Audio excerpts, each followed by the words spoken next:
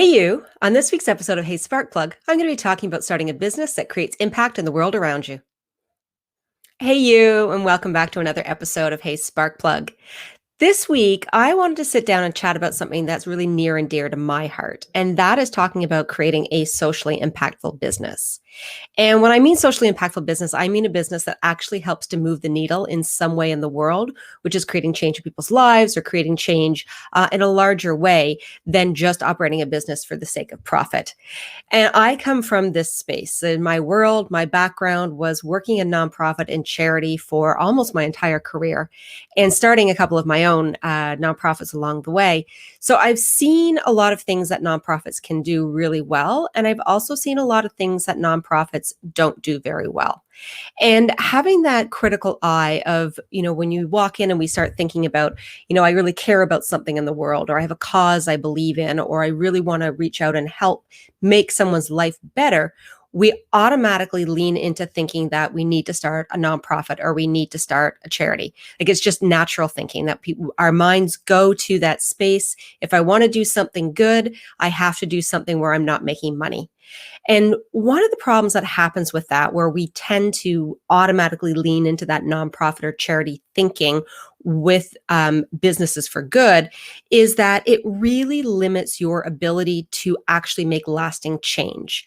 And the reason why is because the rules that are surrounding nonprofits and charities, especially in Canada, are so restrictive for what you actually are able to do in your business and who's allowing you to make the choices that you want to be making. So I really am a big believer that if you really want to make a significant change, a significant social change, you should be starting up a business. And not just any business. Like, I know people are going to be like, well, Jen, like, why is someone going to pay me to try to make the world a better place? You want to be looking at starting up a business that's known as a social enterprise. It's just a really fancy way of saying a business for good. And social enterprise is, we've heard it thrown around a little bit. If you come from the nonprofit space or you kind of been in that world a little bit, you'll have heard it there quite a bit because it's talked about as the business, like the alternative to fundraising. It's the thing, the great white knight that's going to ride in and save all the charities and the nonprofits and all their fundraising efforts because we're just going to start a social enterprise and people are going to throw money at us. In fact, while it does work well with some nonprofits and charities, the truth is a social enterprise actually is a business that operates outside of the world of nonprofit and outside of the world of charity. And it's something that we should be thinking more and more about when we're starting to think about startups that are creating change in the world that we know. So the biggest way to understand the difference between a business and a business for good, which is a social enterprise, and I'll just call it a business for good probably throughout the rest of this episode, but the biggest difference for you to really understand that is a business for good places profit and social change on an equal level, whereas a business, a for-profit business, prioritizes profit. So when we think about, and when a nonprofit prioritizes social change, and they don't tend to talk about profit at all until they start running out of money.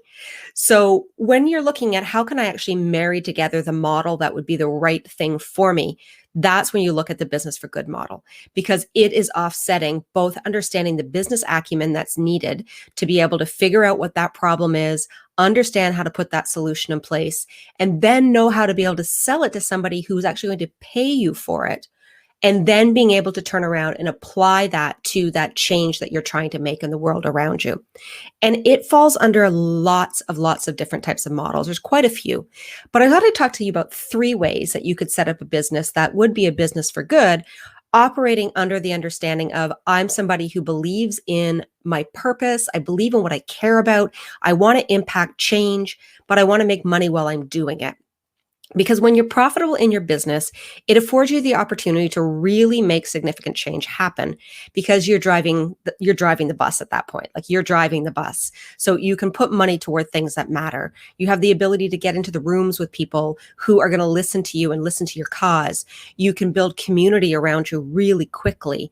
You are able to do things independently within your business. You're not reliant on a board of directors or a group of volunteers who will dictate and govern how you're spending your money or how you're making the choices in your business the way you are within nonprofit or charity. So the world really opens up to you and the opportunities that you have to be able to really make a difference while you're making money. Because making money matters. We talk so much about, follow your dream and follow your passion and the money will come. And if you've listened to my podcast at all, you'll know that I'm always a person that says, please don't do that. Please don't just kind of get out there and wing it. You need to put a model in place that people are going to pay you for. Otherwise, you're not running a business. You have a hobby and you can't make any significant impact with something that's hobby-based in the way that you can with something that's profit-based. So let's talk about some ways that you can make profit happen while making the world a better place. So the first model I want to talk a little bit about is called buy one, give one. And this is probably one of the most common models that people can kind of think of when they're thinking about starting a business for good. And this essentially is where whatever it is that you're selling, it works best usually in something where there's product based, obviously, involved in it. So whatever you're selling, it could be like pens or pencils or shoes or watches or clothes or, anything, flowers, like you name it. You give a portion of that money away to a cause that you care about, and you allow them to try to make the impact. You can also do it where you can actually create your own foundation within your business and you fund yourself to make that change happen. So it's buy one and then I'm going to give one. So I'm going to say, like, for every pair of shoes that you buy from me, I'm going to give one pair of shoes to a child who's in need in a third world country. Or if for every business course that you buy from me, I'm going to give one course to a woman who can't afford it in order for her to be able to, leave unhappy situations so she can learn to become her own boss and make her own money. Really kind of looking again at that model of, like, what is it that you want to be giving and what is it that people are receiving? It's a fascinating model. It's one that a lot of businesses have made quite significant impact with while they're looking at, for every, t-shirt you buy from me or whatever it is, I'm going to plant a tree. I'm going to give something back in exchange for that. Or I'm going to give back a percentage of the money. So the equivalent of that. So if you buy from me and, my product is like $20, then I'm going to donate $20 or $10 or $5 or something to that cause that I'm really trying to make impact with. So thinking about, is this something that would work for you as a model? Like, would this make sense to you? Is this something that you're thinking about starting a business where you have some kind of product, but you really want to be able to figure out how that product can impact change? This is a good model to be thinking about and looking at a little deeper. The other thing you can talk about too is talking about starting a business that fills the market's need. So this one is really really common in nonprofit world, but not as many people are doing it in the for-profit sector, and they should be, because I think this business model is the future of business for us, business for good. And that is where you start a business that fills a need in the market that currently people are not serving, and then you are actually supporting the people that you care about. So, for example, if you see a market need out there for, let's say there are children with autism who are not going to be able to be hired in employment, then you would say, I'm going to start a coffee shop that specifically hires people with autism to run the coffee shop. That would be an example of filling market need. So seeing that there's an opportunity there, there's a business there, and there is a need that people are not serving. And then you go in and you fill that gap. It could be done in nonprofit as well, right? It could be done in that charitable model of saying, well, we're going to start this up and we're going to, look at it in this model instead, and then, hiring the people. But I like looking at it from the viewpoint of starting it as a business because of the empowerment that goes along with it. When you remove the charity aspect from something, people have a tendency to look at you differently. They will listen to you differently. People feel more confident within it.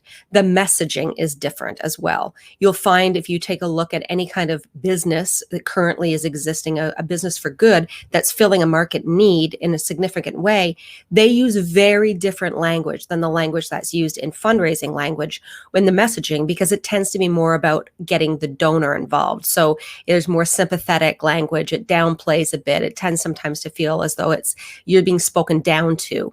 The people who are being served are used as tokenism in some way or shape or form, instead of it being something like, this is empowerment. This is what we build. This is the values our business operates under. This is the change we are trying to make. We are trying to show that type of thinking does not need to be applied anymore. This type of thinking is something that can be applied. So I find when people really sit and think about like filling that market need and understanding the significant importance of creating a business for good around market need, you blow the doors open for opportunity to make change happen in a really quick way and a really impactful way while you're still making money. I love this model. I truly think it is without a doubt the future of business for good, and is everybody should be sitting and thinking about, how can I really make change happen in the world? I want to make it by filling a market need, by starting a business that supports the people that I care about and supports that cause that needs to find a new way to solve the problems that haven't been solved yet. That is their opportunity. It's just doors open opportunity at that one. And the last one I want to talk about is called advocacy based. So advocacy based really comes down to the idea of what is it that this business operates and the cause that it directly supports.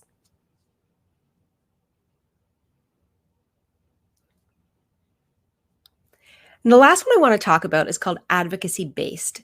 So this is starting a business for good where you are advocating for the causes that your business directly supports. So, and then you do that in relation to what it is you're selling.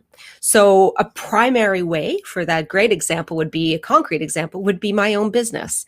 My own business very much is an advocacy based social enterprise. I am a for-profit business that places the importance of profit on an equal basis of social change. And the social change that I believe in and I want to see happen are women being able to be in control of their own wealth by starting their own businesses and being able to control their own futures and advocate for themselves moving forward. Because I strongly believe that the more opportunities women have to make our own money, the more changes we can make in our lives and our families' lives and in the world around us.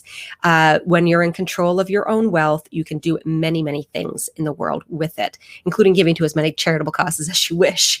But this is a one that I really think is an important one to be looking at as well, where whatever it is that you're selling directly aligns with that cause. So it could be something, it could fall under course creation or memberships. It could fall under, again, product based. There's a lot of businesses out there that operate where they are very involved in environmental causes, and they sell clothing that supports environmental support. So there's a natural connection that comes back between the two of them while they're advocating for change to happen. So they're advocating for the world to become a healthier place. They're advocating for us to be thinking about the impact that we're making on the world and our carbon footprint, and the services, the things they're actually selling go to fund that advocacy that they're doing, and being able to change that space that they care about.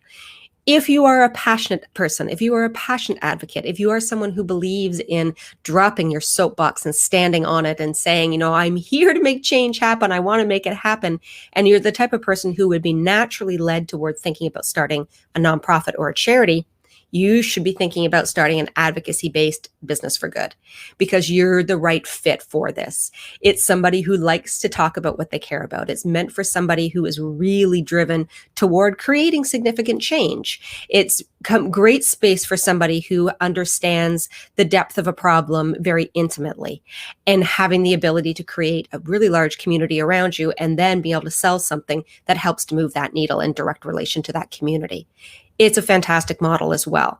It isn't for everybody. It is definitely, and I will say, because I am one of them, it is for those of us who are a little bit louder and we like to say what we're thinking a little bit more often. It works really well for people like that. Other people, you know, perhaps if you're a bit more shy and you think you want to be more a behind the scene change maker, it might not be the right model for you to be using.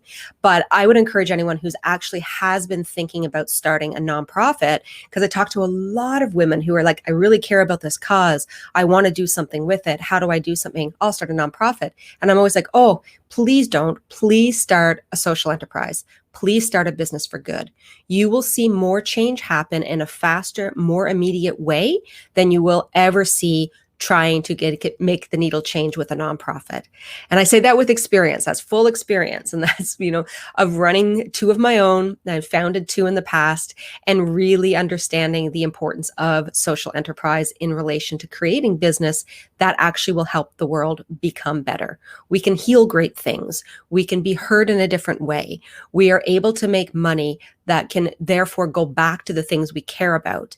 We are in control of being able to make our dreams and the dreams of the people we care about come true when we focus on a business for good model instead of looking at a for-profit only or a nonprofit only model. So marrying the head and the heart is an excellent opportunity to build a business that's meaningful, impactful, and profitable. And I would encourage you to think more about doing it. If this is something that you're interested in doing, I really would ask you to reach out and join my free group where I'm in there teaching every month and talking more and more about this type of business model. I'm very passionate about it. My new program that's going to be coming out in September is focused 100% on teaching women how to turn what they care about into something that's going to make money while you're making massive impact in the world around you. And I'm teaching fully all about starting business for good. So that'll be coming out in September. I'm super excited about it. But in the meantime, while you're waiting to learn more about that, jump into my group. You can join me there at janditchfield.co/community. You'll be the first to know everything that happens when you're inside my free group. Again, in their weekly teaching and offering out great opportunities to talk more in depth about things that matter to you as a businesswoman and things that matter to you as you're learning how to start your first business or scale an idea that you've had. Come join me as a great group of people. So that's it for this week. I hope you've enjoyed this, and I hope that you kind of go on this journey with me to talk a little bit about how we can make social change happen through business ownership and how we really can be more impactful in the world that we're living in by creating a business that helps to move that needle in a significant way. I'll be talking about it more coming up in the next few weeks, and I hope you come back and join me then. And until then, Spark Plug, keep building something magical.